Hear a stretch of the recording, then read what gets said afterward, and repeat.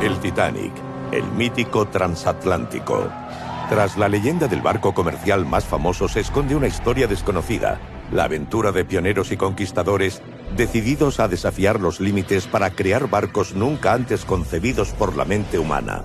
Una proeza técnica y tecnológica con raíces irlandesas, de la que salen no uno, sino 3 transatlánticos, los más grandes del mundo en su época. Diseñaron los barcos más grandes que se habían visto. Hoy podríamos comparar esa experiencia con una misión a Marte. Es el símil más certero. Confiaban de verdad en que podrían domar la naturaleza. Creíamos saberlo todo sobre el Titanic, pero este documental revela nuevos datos y detalles poco conocidos de la historia del transatlántico más famoso de la historia. Todo comenzó en 1908 en los astilleros Harland and Wolff en Belfast, con la creación de estas extraordinarias y revolucionarias infraestructuras. Durante 3 años, 6.000 personas aceptaron el reto de construir estos gigantes de dimensiones faraónicas. El astillero en sí mismo era un astillero dentro del astillero. Tuvieron que hacer cambios, porque era imposible construir esos barcos. La construcción del Titanic es digna de una novela de aventuras. Solo la construcción de su casco requiere 2 años de trabajo. Fue posible gracias a la visión y al saber hacer de hombres audaces y visionarios, y de herramientas cada vez más modernas. El remachador coloca los remaches por presión, los martillea y sella los agujeros. En la época del Titanic, todo se hacía, diseñaba y dibujaba a mano. El más mínimo error podría comprometer la calidad, la estabilidad y el funcionamiento del barco. Su botadura es un acontecimiento internacional con riesgos colosales que supone un desafío técnico impresionante. Deberá superar muchos obstáculos y con tantas emociones en juego, no hay lugar para el error. El tamaño del Titanic no tiene precedentes. En realidad no saben al 100% si hay algo que puede ir mal. En estos 60 segundos tienen el privilegio de ver ese cascarón colosal moviéndose solo por primera vez. Se dice que si un barco sobrevive a su botadura, sobrevivirá a todo. La dernière partie, celle de son armement, atteint le paroxysme du prodige humain. Cette dernière phase d'une complexité diabolique nécessite la plus grande attention et l'invention de procédés uniques en leur genre. C'est une grue flottante. Elle peut donc plus facilement faire le tour du bateau et décharger les pièces aux emplacements prévus. Les moteurs du Titanic sont les plus gros jamais construits à cette époque. Si le courant se coupe, elle se ferme quand même en cas d'urgence. Dans sa quête d'immortalité, le Titanic avait déjà en germe tous les signes annonciateurs de la catastrophe à venir. Entre mauvais présages, retards et drames humains, ce témoin du combat entre l'homme et la nature était condamné à une fin tragique. Le Titanic fait face à des situations pour lesquelles il n'a jamais été conçu. À Belfast, on dit que ce qui est arrivé au Titanic est une catastrophe, mais que lui n'en était pas une. Con animaciones excepcionales, archivos coloreados inéditos, fotos de la época y la participación de los expertos en el Titanic más reconocidos, exploraremos el corazón del astillero donde nació este transatlántico. Titanic, la creación de un gigante.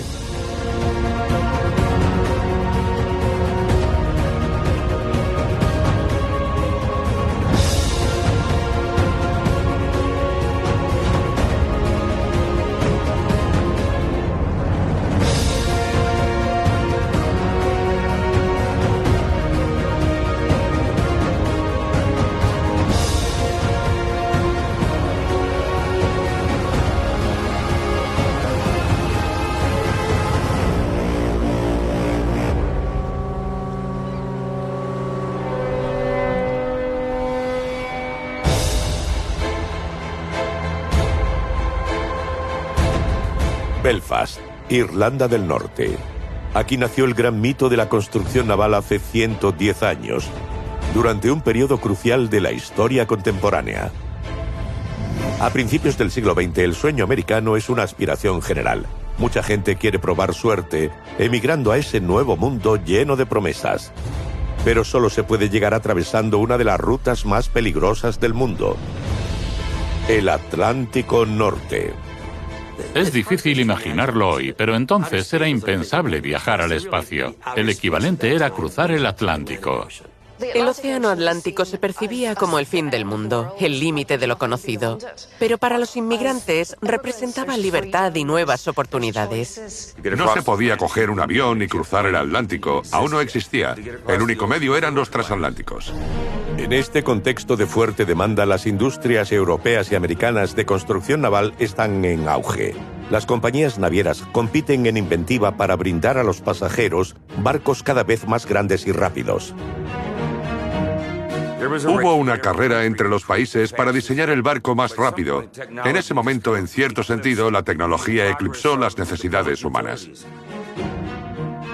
Creían de verdad que podrían domar la naturaleza. Cuanto más grande, mejor. Cuantos más pasajeros lleve el barco, más beneficios. Y esa ambición sin límites se reflejó en el tamaño, la magnitud y la velocidad de los barcos. Dos empresas británicas dominan el mercado: White Star y Cunard. Estas grandes competidoras libran una feroz batalla por batir todos los récords y atraer a la mayor cantidad posible de pasajeros adinerados y de inmigrantes. En 1907, la Cunard Line encarga dos monstruos marinos, transatlánticos cuyo tamaño, peso, velocidad y capacidad no tienen precedentes: el Lusitania y el Mauretania. En estos dos gigantes de los mares, la travesía entre Southampton y Nueva York dura menos de 6 días, lo nunca visto. Esta proeza humana y tecnológica cae como una bomba sobre su competidora, la White Star. Sus directivos saben que no pueden competir con los 27 nudos, 50 kilómetros por hora, de los barcos de la Cunard. En la White Star estaban preocupados. El Lusitania es el barco más rápido del mundo gracias a su propulsión revolucionaria. No pueden competir con esa velocidad, así que apuestan por enfatizar el tamaño, el lujo y la seguridad. Ofrecen lujo, estabilidad, barcos suntuosos. Quieren hacer los transatlánticos más grandes del mundo para que el pasajero se sienta especial cuando esté a bordo. Por eso desarrollan los transatlánticos de clase Olympic. La clase Olympic, un proyecto vertiginoso y sin precedentes, supondrá la construcción de 3 barcos con 30 metros más que el Lusitania y el Mauretania, 270 metros de eslora por 28 metros de manga, con una altura de 53 metros desde la quilla hasta la parte superior de las chimeneas. Los 3 con una capacidad total de 3.500 pasajeros y tripulantes y un peso de más de 52.000 toneladas, el equivalente a 180 Airbus A380. Serán los barcos más largos, pesados y grandes construidos hasta entonces. Diseñaron los barcos más grandes que se habían visto. Eran transatlánticos verdaderamente excepcionales. Era un proyecto absolutamente monstruoso desde todo punto de vista. Su construcción fue posible gracias al banquero estadounidense John Pierpont Morgan, que invirtió $1,5 millones de libras esterlinas, hoy equivalentes a 150 millones de dólares, en cada uno de los 3 transatlánticos. Estos colosos de acero fueron diseñados por los arquitectos británicos Alexander Carlyle y Thomas Andrews, pero surgieron de la mente de 2 hombres, Bruce Ismay, el director de la White Star, y William Peary, el constructor naval más importante del mundo. Peary tiene una gran ambición: construir el primer barco con 300 metros de eslora, para competir con los nombres de provincias romanas usados por Cunard. La White Star recurre a los dioses griegos del Olimpo, Olympic, y Titanic, por sus grandes rivales, los titanes.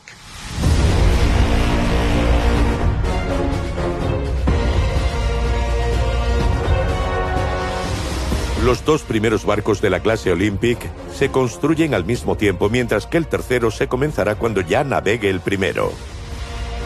Tienen un objetivo muy claro: que cada semana haya barcos de la compañía haciendo las famosas travesías transatlánticas. Ese era el ideal.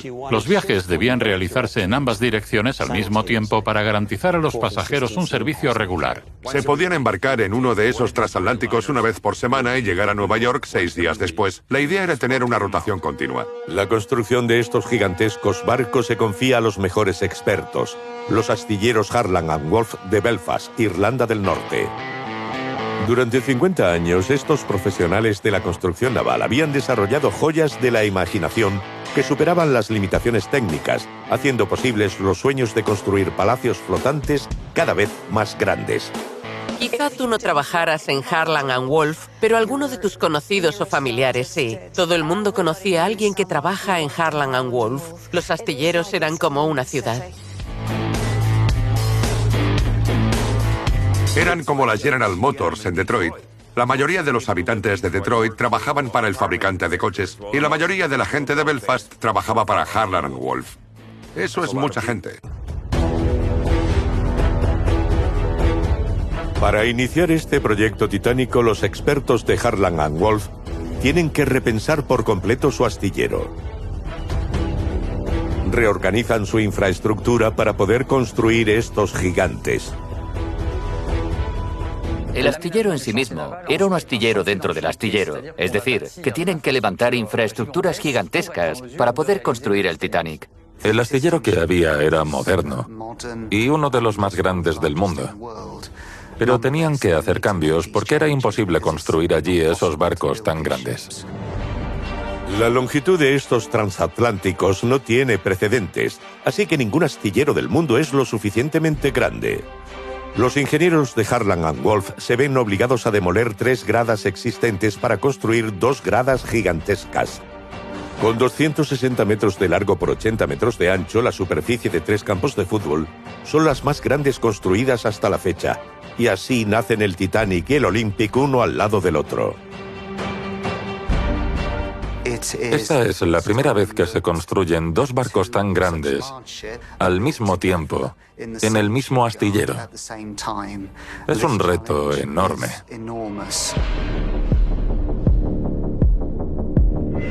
Esta faraónica operación determinará el resultado de la obra y el seguimiento del plan de trabajo.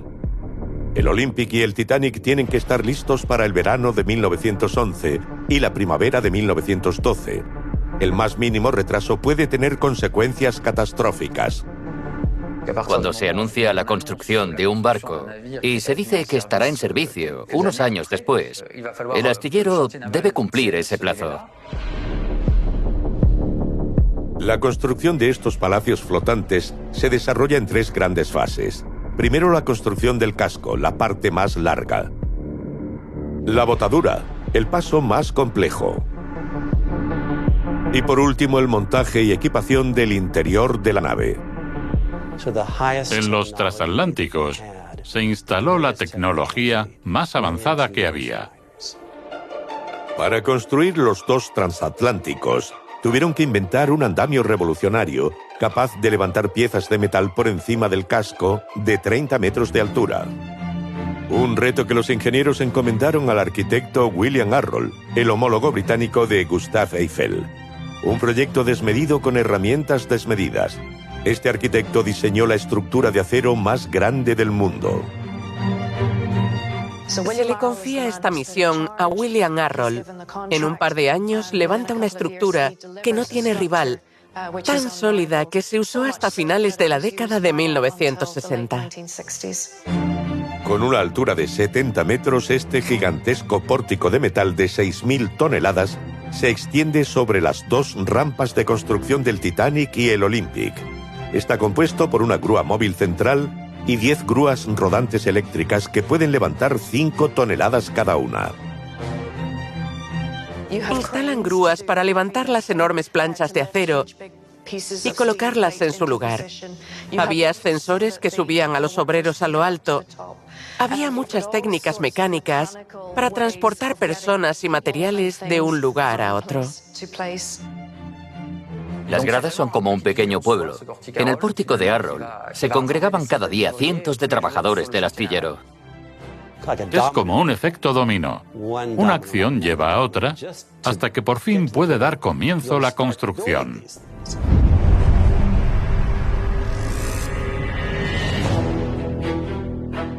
22 de marzo de 1909. Comienza la construcción del Titanic. Casi 14.000 personas entran en los astilleros Harland and Wolff de Belfast. 6.000 de ellas trabajarán en la construcción de los transatlánticos del siglo. Cuando comienza la construcción del Titanic, la del Olympic lleva ya 3 meses. En la grada contigua se han colocado cuidadosamente bloques de madera, diseñados especialmente para construir el barco. Esta línea servirá de lecho para el primer elemento de la nave, su quilla. El primer paso para construir un barco es la puesta de quilla. Es un momento simbólico, como la colocación de la primera piedra de un edificio. Es literalmente la columna vertebral del barco. Es como la columna vertebral de un esqueleto. Todo depende de ese elemento. Tiene que estar absolutamente recta y nivelada. No puede tener fallos. La quilla está formada por varias vigas de acero laminado, ensambladas entre sí en el fondo de la grada. El conjunto forma una enorme barra metálica de 50 centímetros de ancho que se extiende a lo largo de todo el barco. La quilla es el elemento central, el eje del que partirá la construcción del barco.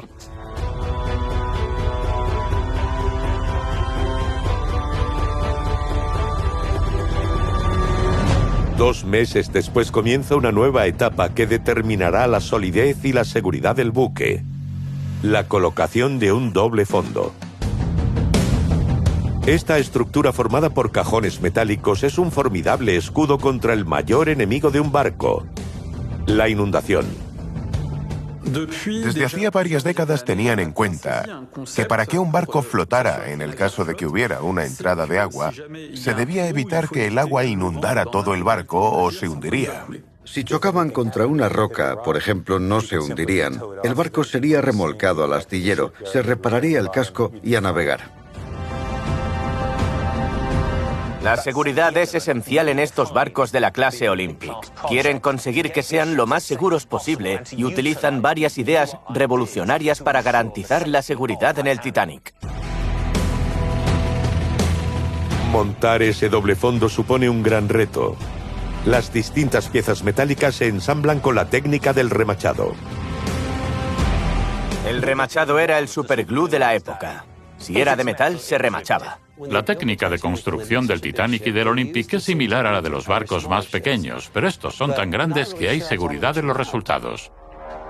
Hay que hacer 3 millones de remaches para construir el Titanic. 1/3 de ellos se harán con tecnología punta.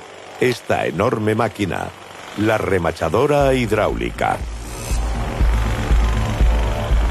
Esta nueva máquina cuenta con unas pinzas gigantes que sostiene el puente grúa. Es muy rápida, eficiente y crea una unión muy resistente. Insertan esos remaches en los agujeros pretaladrados. El remachador coloca los remaches por presión, los martillea y sella los agujeros. Es una tecnología muy costosa, pero que permite un remachado muy sólido. Julio de 1909. 5 meses después de su inicio, el barco empieza a coger altura con la instalación de enormes armazones. En la jerga se les llama cuadernas. Servirán de soporte para las planchas de acero del casco del Titanic. Las cuadernas, también llamadas costillas, son como las costillas de un esqueleto. Le dan forma al casco y son la estructura principal que conecta todos los demás elementos. Se necesitan 300 pares de 20 metros de altura para darle forma al casco del Titanic. Su fabricación es un trabajo de orfebre.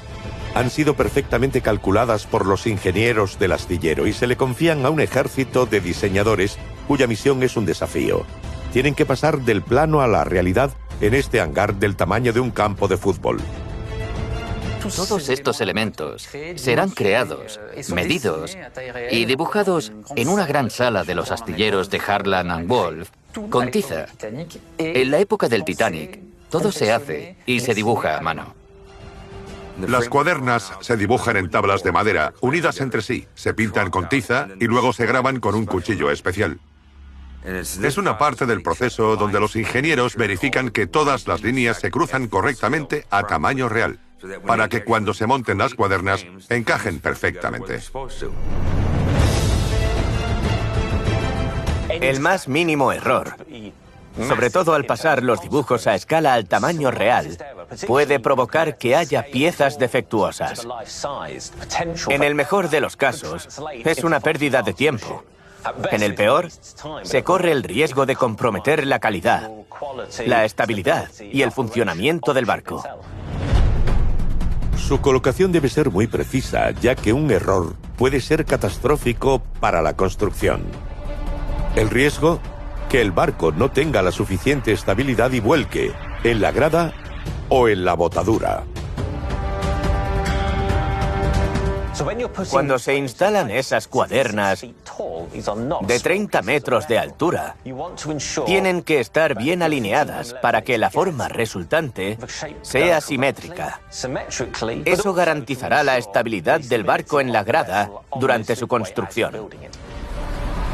Un barco no está pensado para estar en tierra. Cuanto más alta es su estructura, más se desplaza su centro de gravedad, lo que supone un nuevo obstáculo. Es esencial mantener el casco recto, si no, las consecuencias serán dramáticas. Si un barco vuelca durante la fase de construcción, las consecuencias serían absolutamente catastróficas para su estructura, pero también para el pórtico y toda el área circundante. Hay que sostener la estructura del barco con grandes puntales de madera, que lo reforzarán y sostendrán vertical mientras esté en la grada. No había láseres ni herramientas electrónicas. Los obreros solo tenían un lápiz y una sierra para pasar a la realidad los planos que se les daban. Y tenían que reproducirlo todo perfectamente, al milímetro.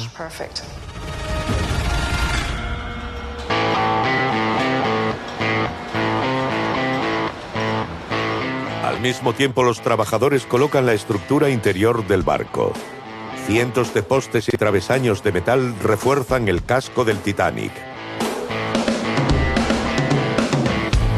Tenemos que imaginar una especie de gran rejilla con muchos pilares que mantienen la forma del barco. De lo contrario, el casco se deformaría rápidamente. Es un conjunto de procesos que tienen que ir a la par. Las planchas del casco no se pueden instalar sin las piezas internas que las sujeten. Abril de 1910. Más de un año después de la puesta de quilla, se termina la estructura del casco del Titanic. Ahora se puede cubrir con su forro metálico, formado por 2000 planchas de acero. Las más grandes miden 10 metros de largo por 2 de ancho, con un espesor medio de 3 centímetros. Cada una pesa casi 4 toneladas. Estas planchas rectangulares proceden de las mejores acerías de Irlanda y Escocia. El acero se somete a pruebas según los estándares de la época para garantizar que tiene la calidad y la resistencia requeridas para su empleo en un barco de ese tamaño. El acero del Titanic era más que adecuado, el mejor que se podía encontrar entonces. Una vez en las instalaciones de Harland & Wolff, las planchas pasan al taller donde se perforan con la máxima precisión. El objetivo, conformar las líneas de remaches que garantizarán la estanqueidad del casco del Titanic. Se solapan dos planchas de metal que están perforadas superpuestas. Se alinean los orificios y se insertan los pernos al rojo vivo.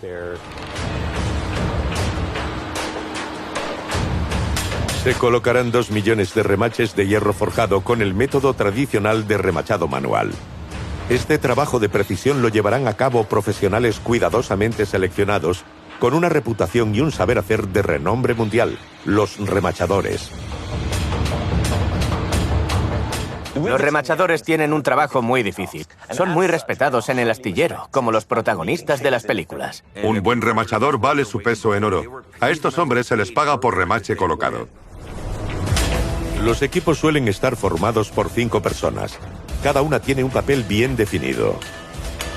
La velocidad de ejecución es la clave de su éxito. Los remachadores disponen de un tiempo muy limitado.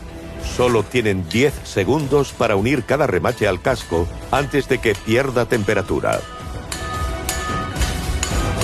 Si el remache baja de la temperatura adecuada, no asentará correctamente, lo que supondrá una pérdida de tiempo y materiales que retrasará la construcción. C'est pourquoi ils doivent parfaitement se coordonner. Le premier a l'immense responsabilité de chauffer chaque rivet à une température de 650 degrés, la température de la lave en fusion, ni plus ni moins, sinon le rivet en serait fragilisé. Vous avez de jeunes apprentis de 13-14 ans qui travaillent sur le chantier. Ils débutent dans les équipes des riveteurs en tant que chauffeurs ou attrapeurs. Le chauffeur fait chauffer ses rivets pour les rendre malléables et donc plus faciles à travailler. Puis, il les lance à l'attrapeur, qui les récupère et les insère dans le trou. Quelqu'un saisit le rivet brûlant avec des pinces, le met en place, et de l'autre côté, 2 hommes frappent avec un marteau, chacun leur tour, pour aplatir l'extrémité et maintenir le rivet en place. Et ce travail est regardé à la loupe par des contrôleurs. Ces hommes sont les garants de l'étanchéité du navire et les premiers témoins du nombre de rivets posés par les équipes. Il y avait des contrôleurs qui passaient et qui comptaient les rivets pour les ouvriers pour qu'ils aient leur salaire, mais qui frappaient les rivets aussi avec un petit marteau. Et en fait, ils avaient une détection au son pour savoir si les rivets étaient de bonne qualité ou pas.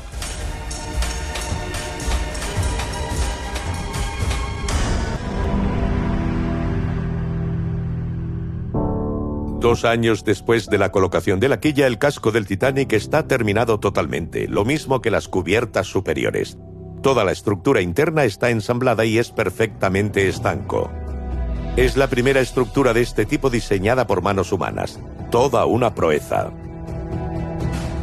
Un niño, John Parkinson, era hijo de un obrero del Titanic y su padre lo llevó un domingo a ver el nuevo barco, el Titanic.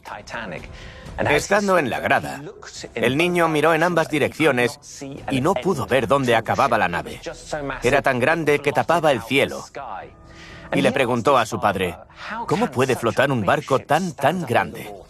Su padre le respondió, hijo, este barco tan grande siempre flotará en el agua.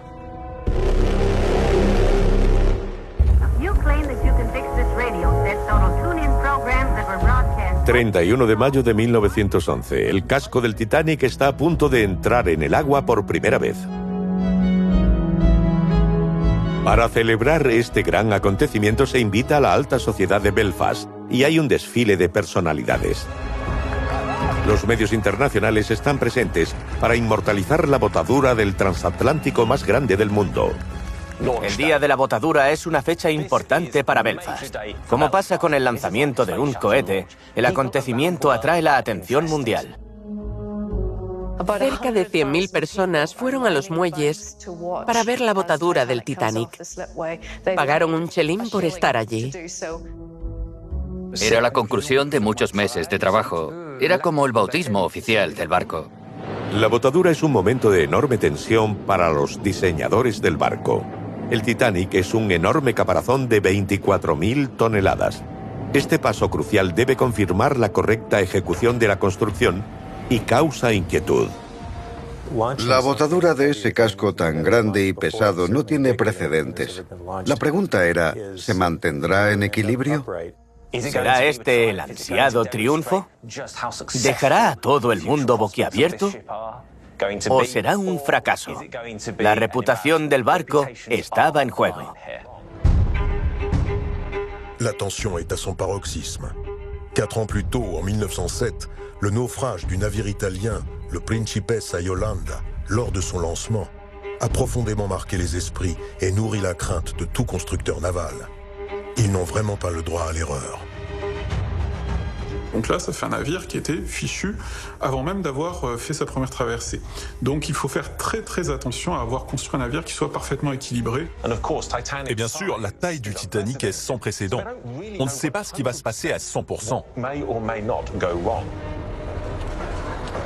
Para evitar tamaño desastre, la operación se ha planificado cuidadosamente. Primero, los trabajadores deben retirar los puntales de madera que soportan el casco del Titanic, una maniobra delicada.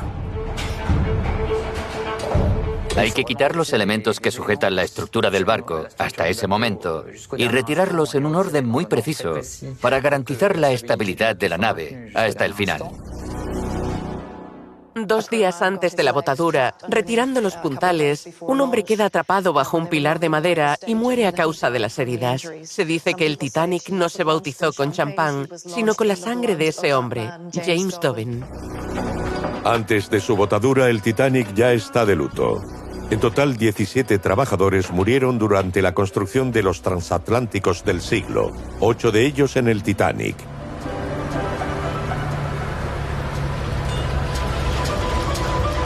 A partir de ese momento, el casco estará sostenido por 2 gatos hidráulicos. Aunque el casco descansa sobre el suelo de la grada que está en pendiente, los ingenieros deben controlar que se deslice correctamente hacia el río Lagan. La gravedad hará la mayor parte del trabajo, pero hay mucha fricción en el suelo. Así que recubren la grada con 22 toneladas de jabón, aceite y sebo. Parece que el olor era horrible, pero se necesitaba esa cantidad para la botadura. La 1 de la tarde, la hora de la verdad. El tráfico marítimo se detiene en el río Lagan. Una salva de cohetes señala el inicio y se hace el silencio bajo el pórtico de Arroll. En cuanto suena la señal, se activan los gatos hidráulicos.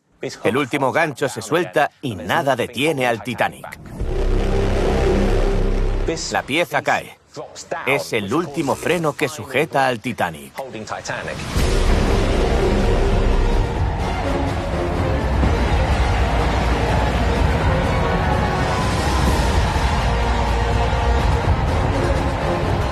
Luego el peso del casco lo impulsa hacia el agua. Hay tal tensión que todo el mundo contiene la respiración. El objeto en movimiento más grande jamás construido por el ser humano y se desliza fuera de la grada. Que eso pase en una ciudad pequeña como Belfast, en un extremo de Europa, es increíble.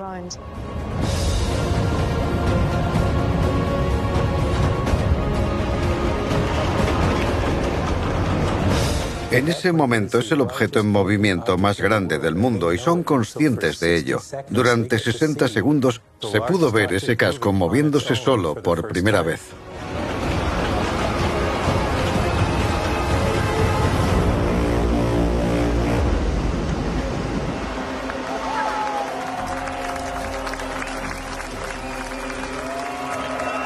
Un acontecimiento impresionante que se desarrolla bajo la mirada del público, cautivado por el espectáculo. El casco alcanza la velocidad de 12 nudos, lo que origina un nuevo peligro. Cuando lanzas un barco de 24.000 toneladas a un río que es pequeño, tienes que asegurarte de que puedes detenerlo. Si no, chocará contra la otra orilla. Es necesario tomar medidas para que el barco no avance mucho cuando entre en el agua. La solución, 80 toneladas de cadenas y anclas que mantienen al Titanic y lo frenan en cuanto entra en el agua. Estas amarras son tan efectivas que el Titanic solo recorre el doble de su longitud antes de detenerse. Es la única forma de controlar esa fuerza completamente incontrolable. Se dice que si un barco sobrevive a su botadura, sobrevivirá a todo. La construcción del Titanic como pieza de arquitectura naval ha terminado. Ahora queda convertir ese cascarón vacío en una ciudad flotante. Junio de 1911, el casco del Titanic se conduce al muelle de armamento de Harland and Wolff. Construido especialmente para acoger a estos barcos, es el más grande del mundo en ese momento. Es aquí donde se equipará el interior del transatlántico. El Titanic debe estar operativo en 7 meses para su viaje inaugural. Hay un calendario que cumplir con exactitud, pero sus diseñadores no imaginan la cantidad de imprevistos que perturbarán el trabajo.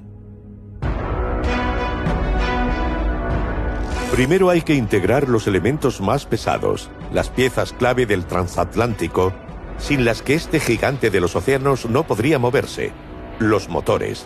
Su tecnología de vanguardia no tiene competencia. El astillero Harland and Wolff, de acuerdo con la White Star Line, decide apostar por un sistema de propulsión mixto para el Olympic y el Titanic, con una combinación de dos máquinas diferentes. Dispondrán de motores de pistones y de turbinas de vapor. Las turbinas y los motores de pistones ya existían, pero combinarlas fue algo único. Sus componentes se habían fabricado en los numerosos talleres de Harland and Wolff al mismo tiempo que el casco.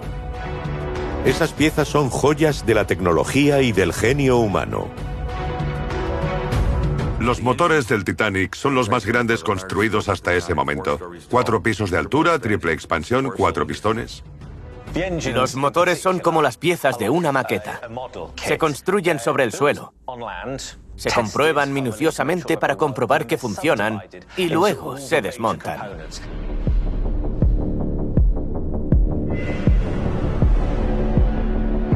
Los elementos más emblemáticos son estas 29 calderas enormes. Con una altura de 5 metros cada una, el tamaño de una casa, estas fauces deberán tragar 600 toneladas de carbón al día durante la travesía transatlántica.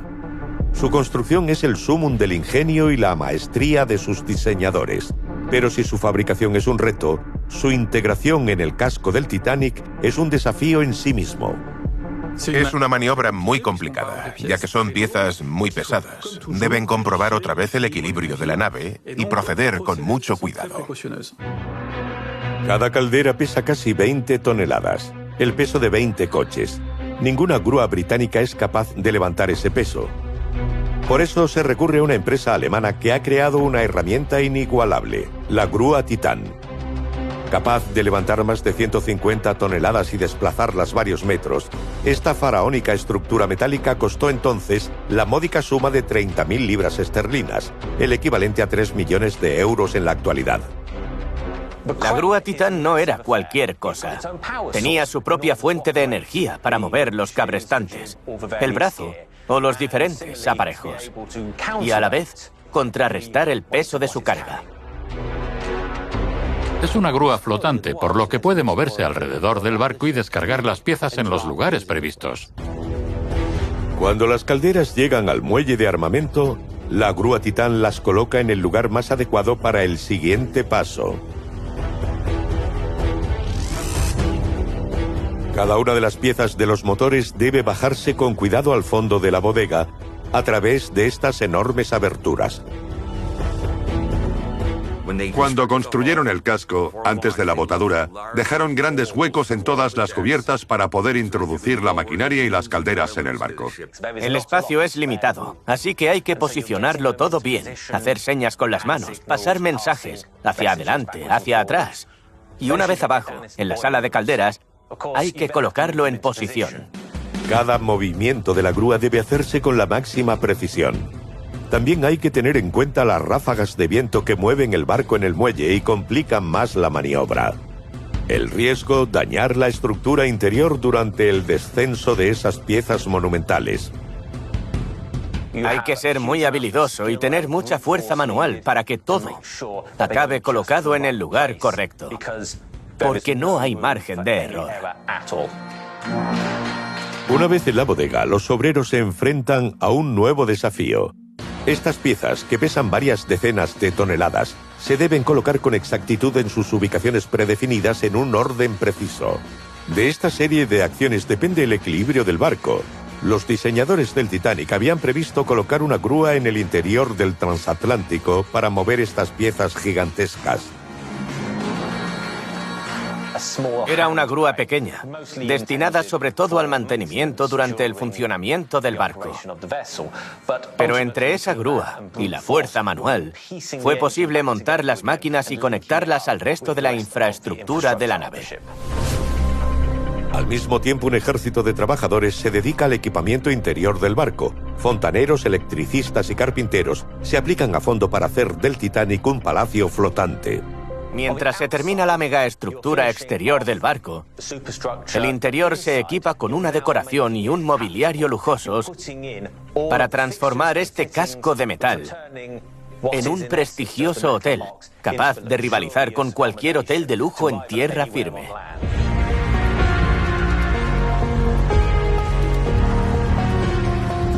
Casi 2 años y medio después del inicio de su construcción llega el ansiado momento que convertirá al Titanic en una leyenda: la colocación de sus chimeneas. Estos 4 cilindros monumentales miden más de 20 metros de alto, el tamaño de un edificio de 6 plantas.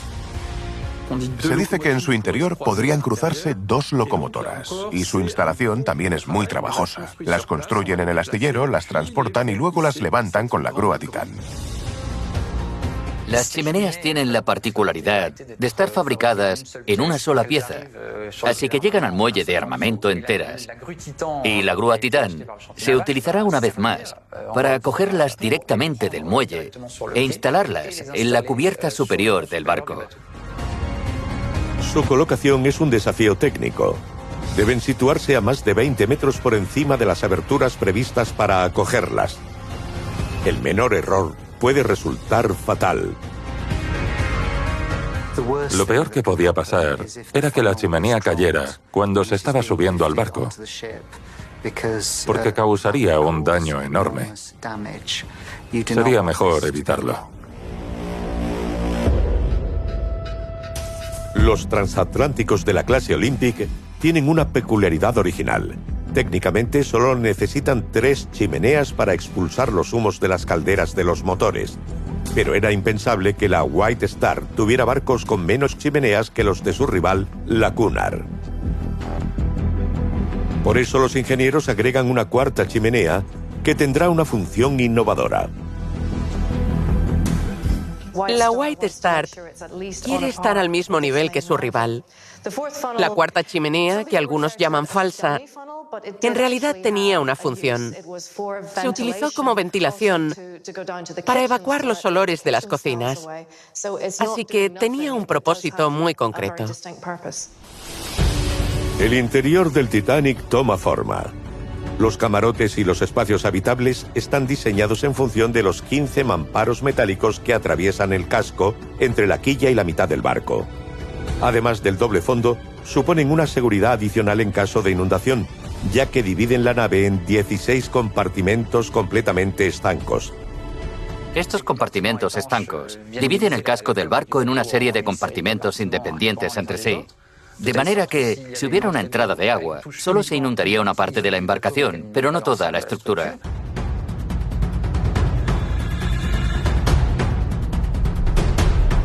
Hasta ese momento, los transatlánticos pueden mantenerse a flote con 2 compartimentos inundados. Los ingenieros de la clase Olympic están forzando los límites de lo posible, construyendo barcos aún más resistentes en caso de catástrofe. ¿Qué probabilidad hay de que se dañen 3 compartimentos? Digamos que una entre 2 millones o más bien una entre 10 millones. Las probabilidades aumentan exponencialmente con el número de compartimentos. El Titanic está diseñado para poder flotar con 4 compartimentos dañados. Diseñarlo para hacer frente a tal nivel de inundación sin arriesgar el barco fue un logro notable y parte de la razón de que al Titanic se le llamara bote salvavidas por derecho propio. Eso llevó los límites de la seguridad marítima al máximo nivel de su tiempo.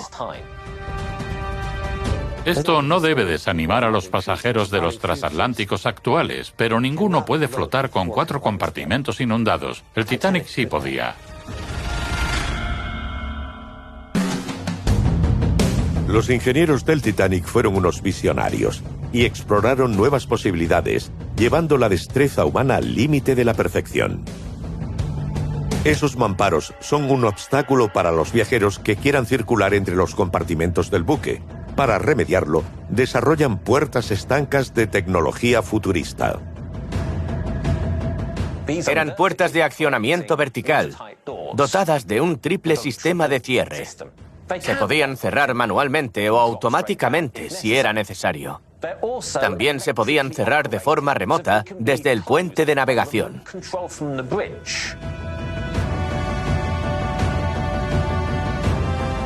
Además, tenían un flotador de seguridad, de modo que si le llegaba el agua se cerraban. De esta manera, si se cortaba la luz, se cerraban en caso de emergencia.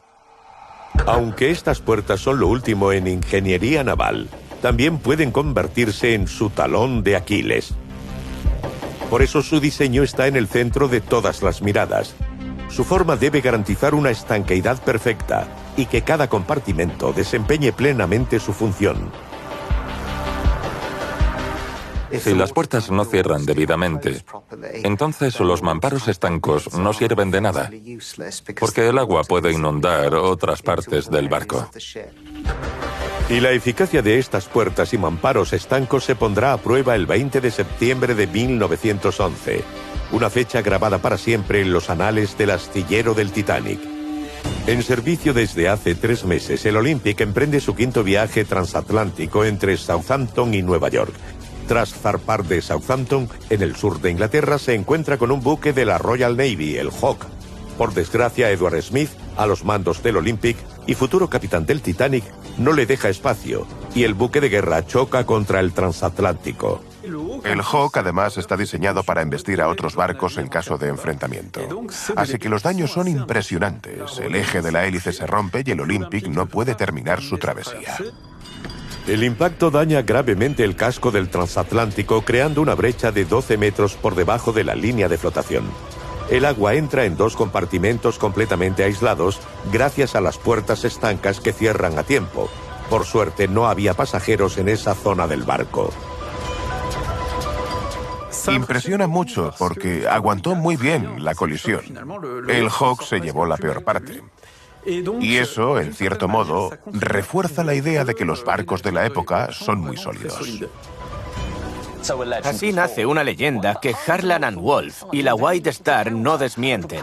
Un anuncio propuesto, pero nunca publicado, decía: estos 2 maravillosos barcos se han diseñado para ser insumergibles. Aunque la robustez del Olympic es un argumento comercial para la White Star Line, este accidente genera un nuevo problema a los astilleros de Harland & Wolff. El barco se remolca hasta Belfast para repararlo en este enorme dique seco del muelle Thompson. Diseñado especialmente para estos barcos insumergibles, nunca se había construido un dique de estas dimensiones. Ese dique seco es una obra de ingeniería asombrosa.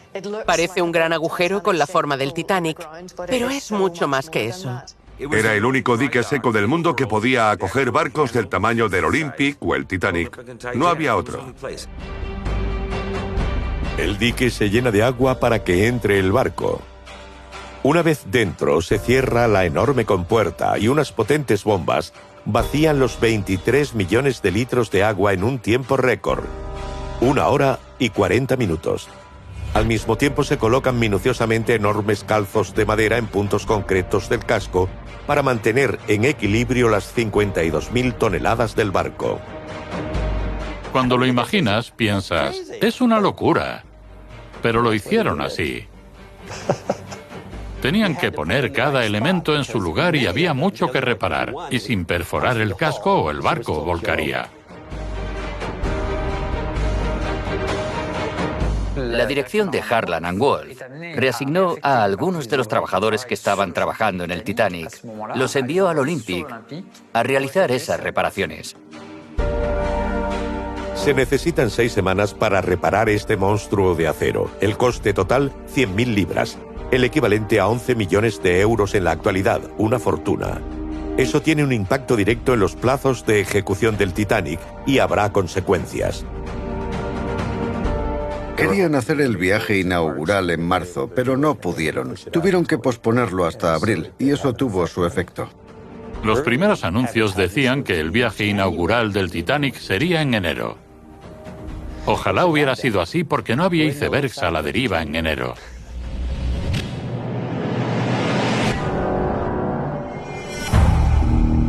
Enero de 1912. El Titanic está casi terminado. En 3 meses tiene que estar en Nueva York. El transatlántico ingresa en el dique seco de Thompson para los últimos detalles.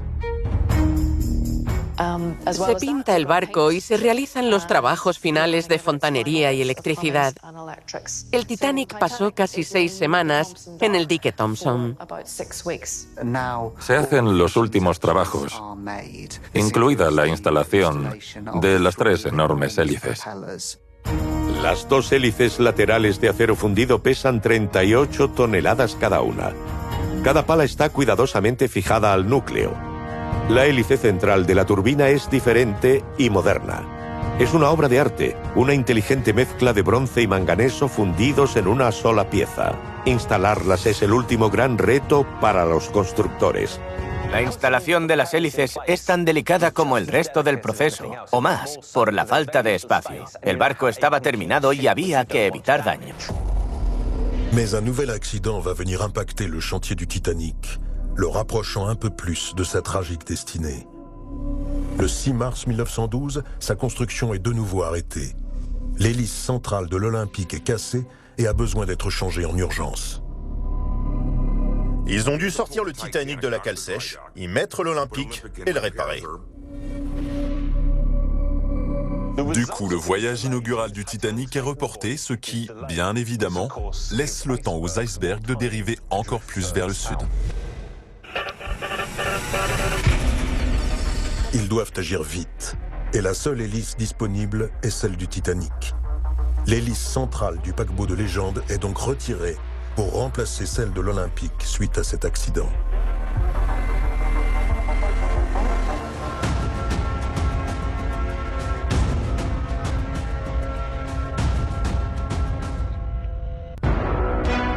...1 de abril de 1912, el Titanic está a punto de hacerse al mar por primera vez. Un sentimiento de orgullo inunda los corazones de los hombres que han dedicado 3 años de su vida a la construcción de esta joya. Un legado para la posteridad. Una prueba de a dónde pueden llegar el saber hacer y el ingenio humanos. Las pruebas del Titanic son algo decisivo. La cuestión es demostrar que el buque está en condiciones de navegar. El 1 de abril, el Titanic sale del dique seco para hacer las pruebas. No hay suerte. El viento es muy fuerte y por eso se posponen para el día siguiente. Otro dato más que se añade a las señales de que el Titanic está en el grupo de los barcos malditos. Pero el 2 de abril las condiciones meteorológicas son óptimas. El gigante de los mares por fin puede realizar las pruebas. Era la primera vez que se encendían los motores del Titanic. En aquel momento, cruzarían los dedos para que todo saliera bien. Es un motivo de orgullo y un gran logro para Harland and Wolff. El Titanic tiene por delante una magnífica y fructífera carrera. Desde allí, el Titanic bordea la costa hacia Southampton, al encuentro de su destino.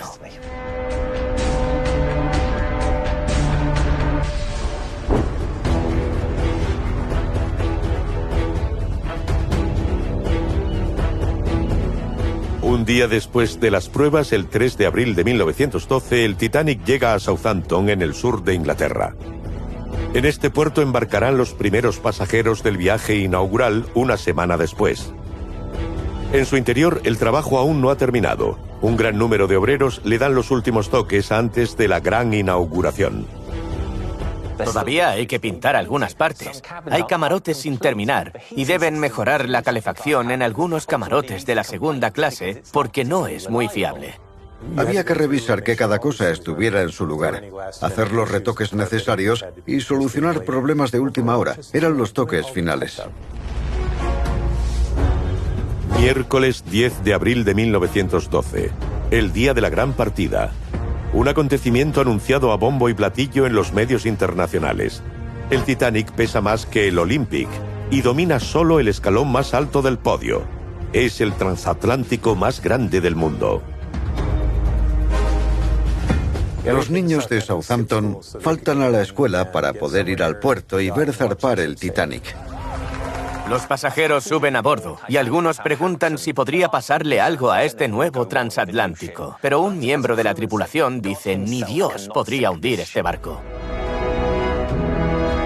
Los primeros pasajeros prueban el lujo de este palacio flotante. El Titanic no tiene competidor. Sus diseñadores han llevado el refinamiento al extremo. Incluso los pasajeros de tercera clase nunca han estado mejor acomodados. Ponen a disposición de los pasajeros ascensores eléctricos, salones muy lujosos, muy cómodos. Todo está organizado para que la estancia en el Titanic se parezca a una estancia en el mejor hotel del mundo. Hoy podríamos comparar esa experiencia con una misión a Marte. Es el símil más certero. 12:15, miércoles 10 de abril de 1912. El Titanic zarpa del puerto de Southampton. Un día histórico grabado para siempre en la memoria colectiva. 5 remolcadores escoltan a este Titán, buque insignia de la navegación comercial y orgullo de la White Star Line y los astilleros Harland and Wolff. El Titanic sale del muelle, pero este viaje se convertirá en una terrible pesadilla. Mientras el Titanic bordea el muelle, la potencia de sus motores atrae a uno de los barcos que están amarrados, el New York. Se evita la colisión por poco. El capitán Smith ordena cambiar el rumbo y los dos barcos se quedan a 2 metros. El viaje inaugural no comienza con los mejores auspicios. El New York, penúltimo obstáculo y último sobresalto premonitorio de un destino maldito. Le Titanic rallie Cherbourg et Queenstown avant de s'élancer avec l'océan à perte de vue vers sa tragique destinée avec 2223 passagers et membres d'équipage à son bord.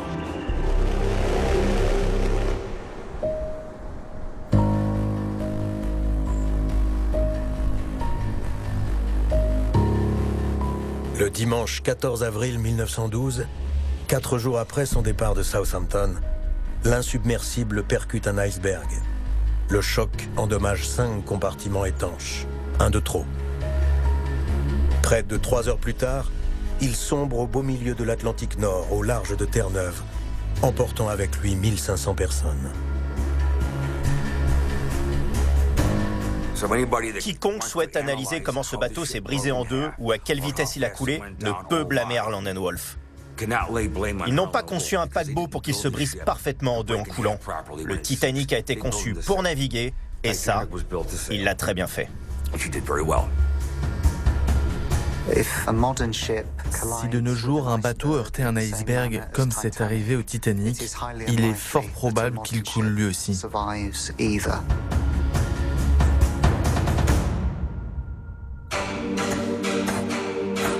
Pour preuve, l'Olympique aura une longue carrière.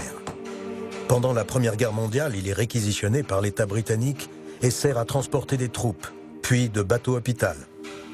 Il parvient même à couler un sous-marin allemand. Après plus de 25 ans de service, il est totalement démantelé en 1939. Le troisième de la classe olympique, rebaptisé le Britannique suite au naufrage du Titanic, connaît aussi le même destin que ce dernier. En pleine guerre, en 1916, il est coulé par une torpille en mer Égée. Quant au Titanic, son épave a été découverte le 1er septembre 1985 par l'équipe de l'océanographe américain Robert Ballard, près de 63 ans après son naufrage. Ce joyau technologique et chef-d'œuvre de la construction navale gît dans un écrin abyssal à près de 3821 mètres de profondeur. Malgré les épreuves du temps et la corrosion des abîmes de l'océan Atlantique, nombre de ses composants subsistent et résistent, témoignage d'un travail d'homme au savoir-faire éprouvé.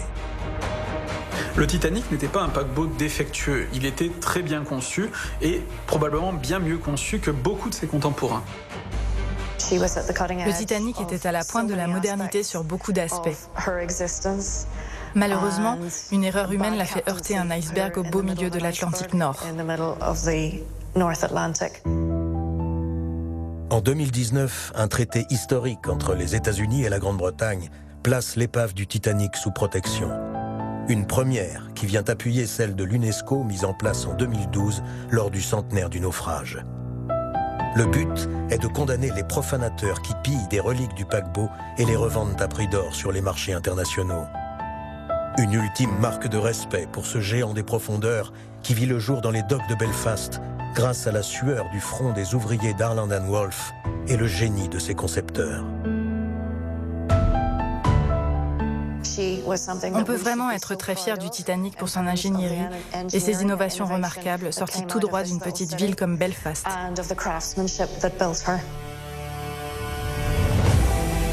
Ici, on dit que ce qui est arrivé au Titanic est une catastrophe, mais que lui n'en était pas une. Malgré tout, l'épave du paquebot doit lutter contre un nouvel ennemi. Une bactérie mangeuse de métal qui pourrait grignoter sa carcasse et faire disparaître entièrement le navire d'ici 50 ans. Dans leur rendez-vous avec l'histoire, les créateurs du Titanic ne s'attendaient sûrement pas à entrer dans la légende d'une telle manière. Victime d'un terrible coup du sort, le célèbre paquebot reste à jamais ancré dans les mémoires comme le symbole de l'alliance absolue entre le génie humain et la prouesse technologique. Titanic, anatomie d'un géant.